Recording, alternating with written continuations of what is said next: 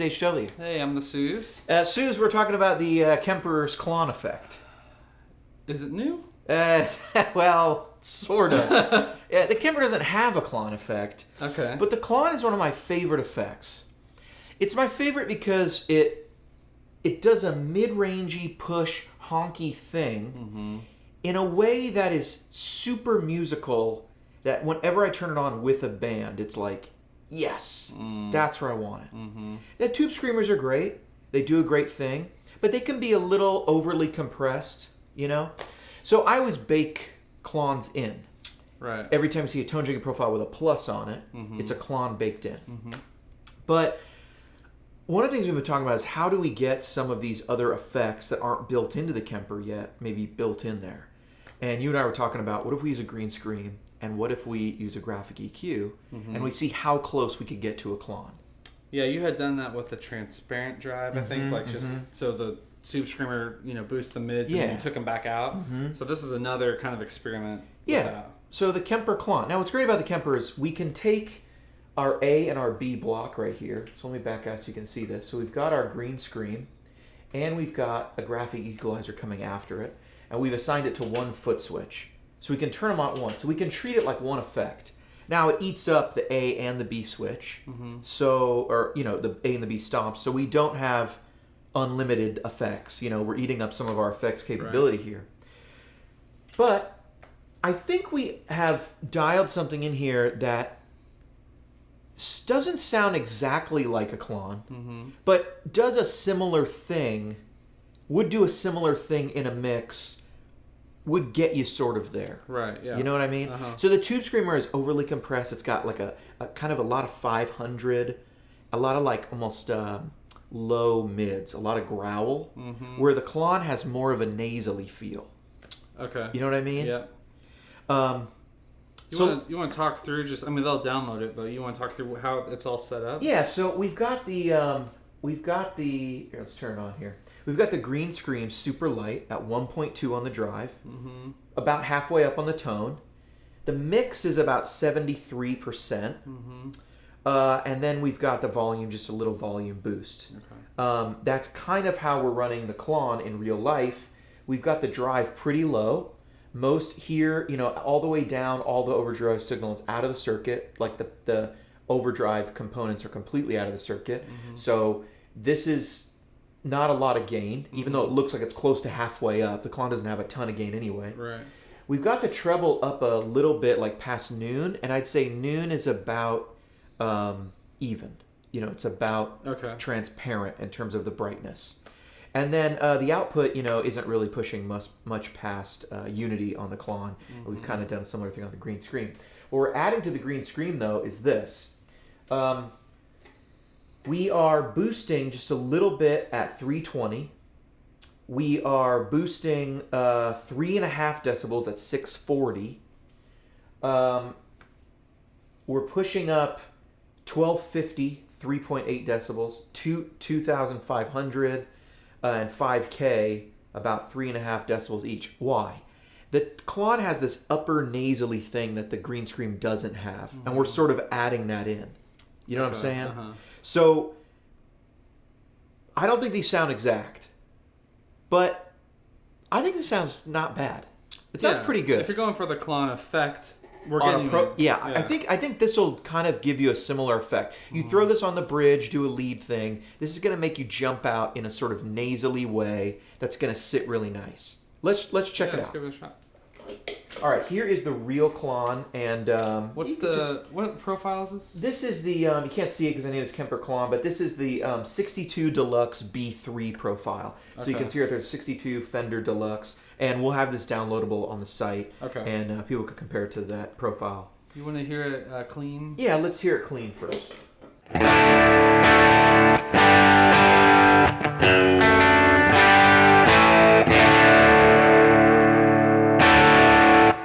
Not super clean at all. It's that amp almost about like maybe just a little bit below halfway up, and brown face Fenders kind of give up the goods early. Here is the Klon pushing that, because we're not sending a ton of gain in the Klon, we're more boosting it.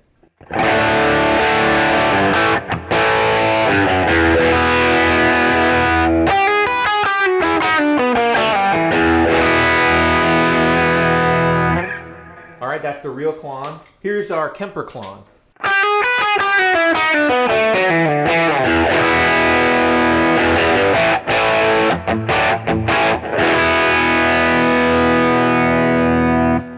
Real Klon again.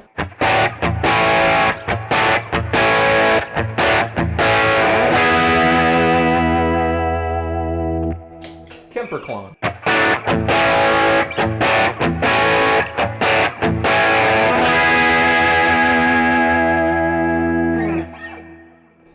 Yeah, I mean, really close. We've got this one maybe a touch brighter. You and me keep like going back and forth, dialing things up and down, up and down, up and down. You could tweak until the cows come home. Right. You know, in a blind comparison, maybe you could fool somebody. You can feel the difference a little bit too. Obviously the green screen comes with more compression. You can sort of feel that. Play some chords maybe, and let's hear the Klon with some chords.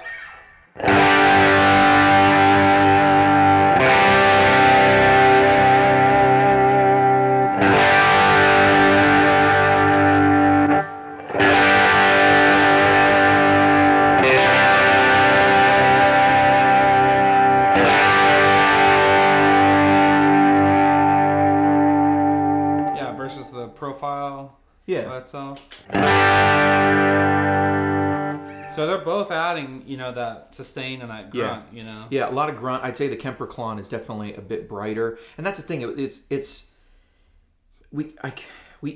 the part that to me that's the most different. You can't quite get the high end exactly right. It sort of has a very nice roll off, but it's still bright and pokey on the Klon. And every time you try to dial that sort of out of the Kemper Klon, our Kemper Klon preset here, it gets a little dark, and then you dial it up and it gets a little too glassy. It might be more focused on the real Klon in a certain spot. Yeah. You want to hear it on the neck? Yeah, let's do it. Oops, they're both. Oh. So this is the real one? Real Klon.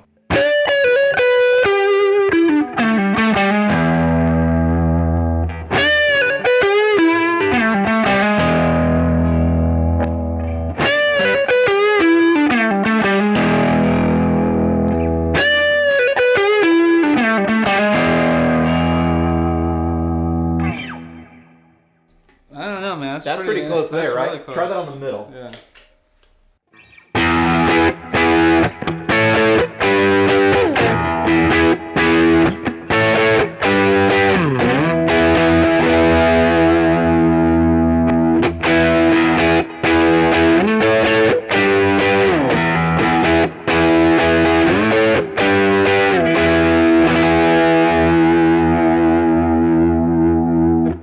Now try the bridge. Okay.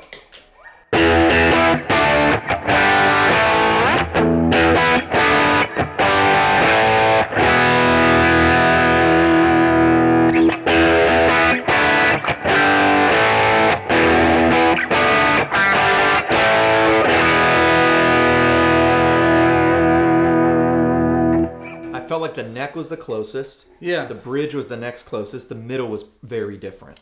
Yeah, maybe because of the EQ coming out that middle position is showing that the difference is more. Yeah. This seems to be the type of thing you could get to work maybe really well, setting it up for one guitar, and then you might switch guitars and they might react a little different. Yeah, I mean, this is kind of getting nitpicky, but like it's almost like certain parts of the neck sounded identical, but like 12th fret on the G string, it's like, oh, they're totally different. Yeah, like, that high up riff. Play that high up riff again. You did on the neck, if you remember it.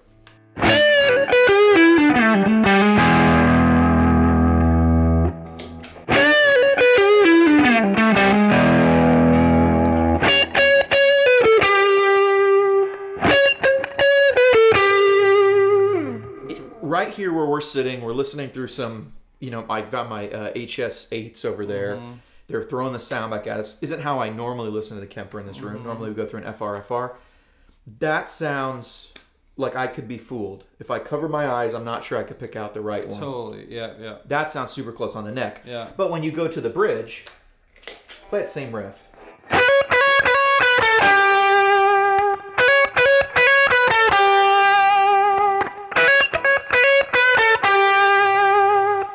I hear more difference there.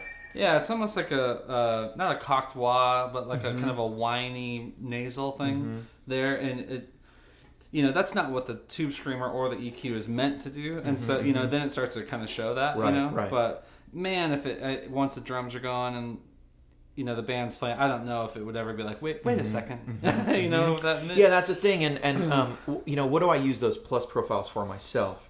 I tend to just throw a tube screamer on as my lead boost, but for years I used an Archer for this purpose, just to be like when I want to jump out there a little bit and be a little more nasally, just a little more cutting.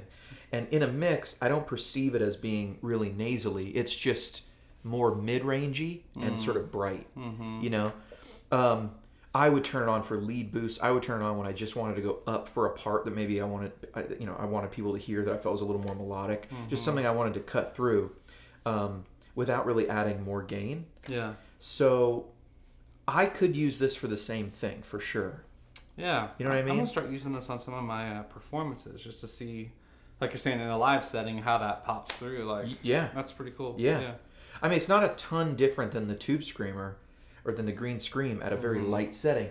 We're pretty close here to that initial boost setting. See, it says right here, editing preset boost.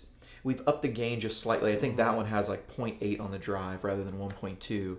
But we're mostly there. That sort of light, just taking on some of that tube screamer EQ. What we're trying to do is add a little more high mids, a little more high sort of chirp. That's sort of the difference that the Klon, the centaur for has. science, do you want to just turn off that EQ and just show like, this is what the tube screamer's doing? Yeah, absolutely. So here's the tube screamer on the profile. But just by itself without the EQ. Yeah, just by itself without.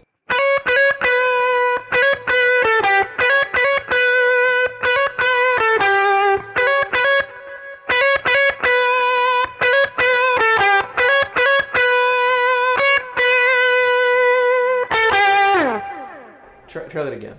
Play something else.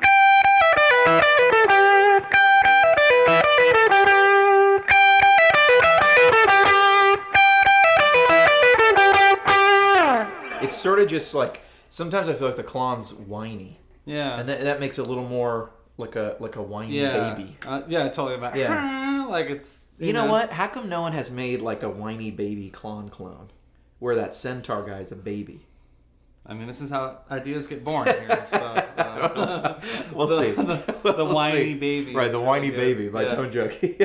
Do you want to try it with a different profile, just to kind of show like? Yeah, let's do that. So I've got this thing in the way, but here, pro tip. Here, let me hold this real Klon. Let's hold that real Klon. Yeah. For those of you who may not be aware of this, if you can change out, you can leave all these effects the same by just holding down stack. And now you can actually just change the stack on a profile. So I'm going to jump over here to, let's see, do we have the Arshel stuff on here? Yep, we do. What's your favorite Arshel profile? 1, 2, 1, 3. 1, 2, 1, 3. Let's try 1, 3. And there we go. Now we've got Stu G's Arshel here. But the one they download will come with that Fender. Yeah, okay. Cool. I won't save this now. But here we go. Now it's Stu G's Arshel. I'm going to turn off all the effects. Here's it by itself.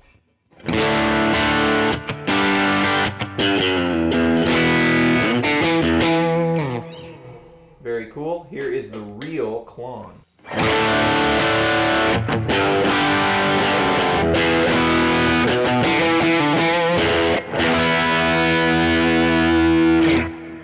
And the Kemper Klon.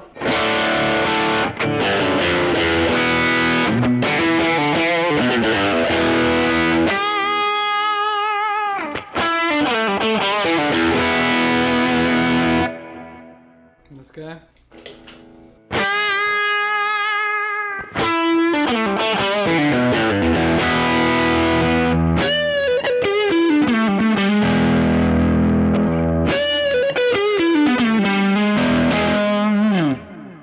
Shoot.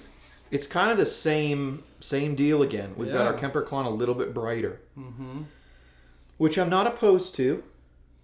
Yeah, that brings up a good point too. That there's something about a 3-knob pedal that's like, man, I hope it works. You know. So and now that we've got the EQ on the Kemper Klon setting, now you can start adding to and taking away and saying, this is good, but I want to add a little bit more clarity. I want to take away. And if this was like, if I'm making a profile, I want to take a lot of care in making sure the mics are in phase and making sure the tones sound good. Mm-hmm. This is just for fun.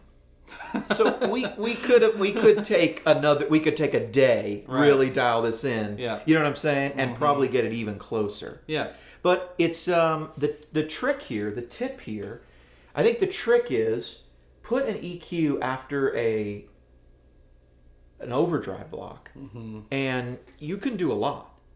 Yeah, you can change the sound of that thing. Right, yeah, make it a new overdrive pedal just by tweaking where the EQ sits. Yeah. And probably putting one in front of it and after it, you could make it sound totally different. Right, yeah. Kind of an input EQ and an output EQ. Mm-hmm. But for today, this is the Kemper Klon. Yeah, it's pretty cool. It works, I think. It's a lot closer than I was thinking it would be. Me too. Which is great. Me too. Definitely a little brighter, but I'm not opposed to that. Yeah. It might sound closer than some Klon clones. Yeah, that's true. I mean, you take something like the Soul Food, and it's like Klon inspired, but they're not trying to make a clone. It's not even really trying to be that close. Right. It's just kind of that thing. Yeah. That upper mid-rangey whiny thing. It's like started life as a Klon and then became something else. Mm-hmm. This is like we're starting life as a Klon, but then you could change it to your heart's content, like you were saying. Exactly. Yeah. So check out the Kemper Klon. It's available for download at ToneJunkieStore.com. You can find a link in the description below. Mm-hmm. I've been HW. Sooze. Sooze, why don't you play us out? You got it.